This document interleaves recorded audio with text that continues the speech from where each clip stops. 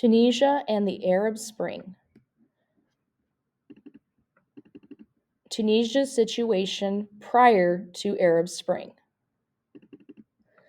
The fast spread of the protest movement from Tunisia to other countries surprised many people. Tunisia was known to have a stable economy and a highly educated population. According to Mohamed Dia Hamami, a Tunisian political analyst, the economic numbers in Tunisia did not match what was really happening. In an article, Hamami talked about how after the revolution, experts relooked at the numbers during the time Ben Ali had been in charge.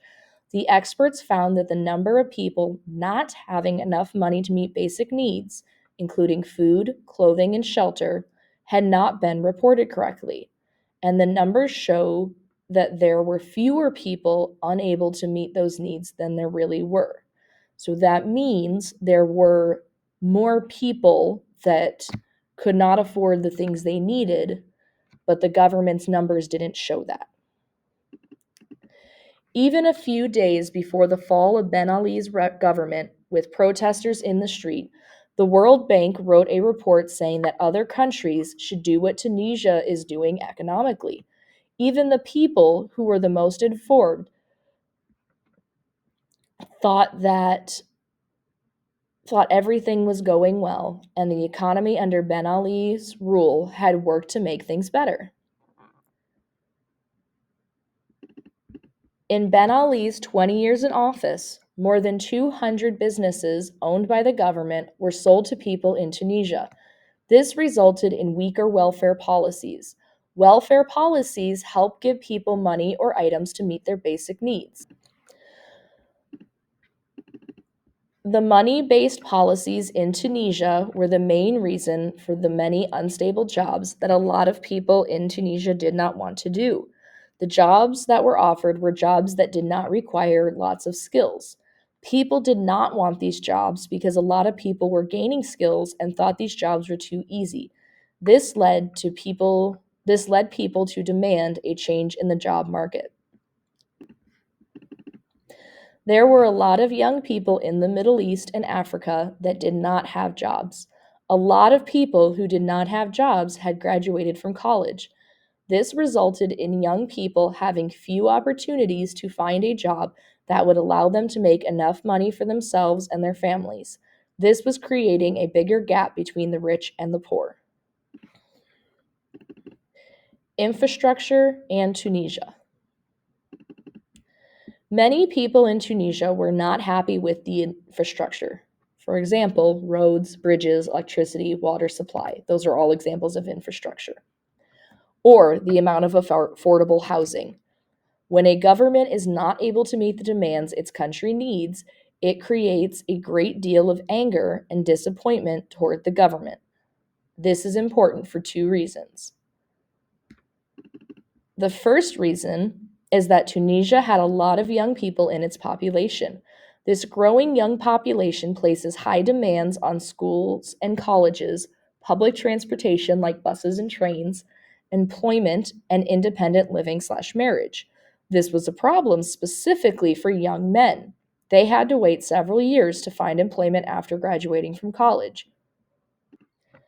Employment is the important first step that helps young people to begin to save money to cover the cost of living independently/marriage. In Tunisia, young adults usually live at home until they get married. So not being able to afford housing costs stopped young people from getting married when they wanted. Second, as a result of the economic growth in Tunisia, the cost of living and housing began to rise.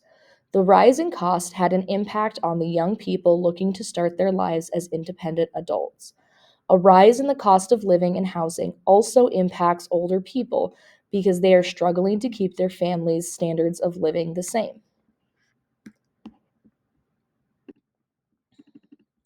This resulted in a big decrease in the amount of people being satisfied with the affordable housing in Tunisia.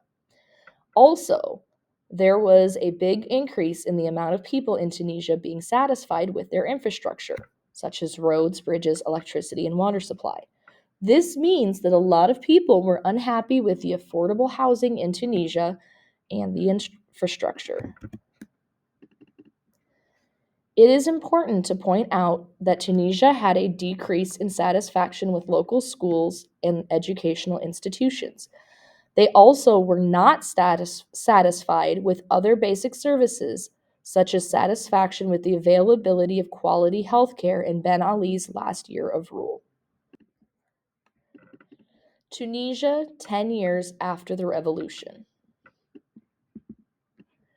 10 years after after Tunisia's uprising, the success of the revolution is still being debated. While many think that 10 years is too short of time to figure out if the revolution has been a success or not, many people have agreed that the revolution had three main outcomes. Number one, rewriting the Constitution. Number two, free speech and open criticism of those in power, which means you can tell people in power that they're doing a bad job.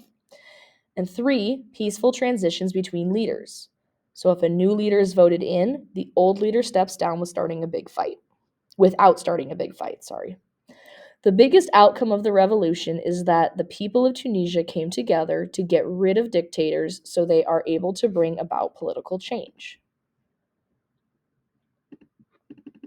While people are celebrating the 10th anniversary of Ben Ali's removal from power, most are not celebrating. Many people, mainly people who protested on the streets in 2010 2011, feel that the revolution has not achieved its goals. The main reason behind this feeling is the impact COVID-19 pandemic has had on the country. Before COVID-19, the country's economy was showing signs of improvement. However, as a result of COVID-19, the economy is suffering again. Many people believe that the country is headed in the wrong direction. A lot of progress has been achieved, especially politically. Many people feel frustrated by the lack of money-based progress, sorry. Many also feel that the government has failed to address unemployment. The slow, money-based progress is also dangerous to democracy because it has made many people feel the Ben Ali era was better. When looking back at the Ben Ali era, they forget the corruption and human rights violations that happened. Women and the Arab Spring. Women participated in the revolution as protesters, activists, or bloggers. Women were united in wanting justice and wanting their civil rights to be recognized. Since the end of the revolution, more than 10 years ago, women in Tunisia have been relatively successful in achieving the goals of their protests. Pre-Arab Spring. Sorry. Traditionally, in the Middle East and North African region, as shown in this map, women were given some social and civil rights. These were granted after long and difficult struggles against the governments. However, many strict governments in the region were using women's rights, such as the right to vote, as a way to prove to the world and their country that they had the right to rule and be in power. The governments were also realizing that the support of women was important. The governments were viewing women and their rights as a way to show the world they were a good government. Before the Arab Spring Revolution, women in Tunisia had more advantages than other countries in the same area. They had better education, involvement in the community, and they had more of a voice in the workforce when compared to other women in the same region. At the beginning of the Arab Spring Revolution, women's rights movements were in different stages. For example, in Libya and Syria, legal women's rights organizations did not exist. However, women in Tunisia and Morocco were able to have legal women's rights organizations. This means in Morocco and Tunisia, women's organizations were able to work with the government to help get more rights. Post-Arab Spring, so after the Arab Spring.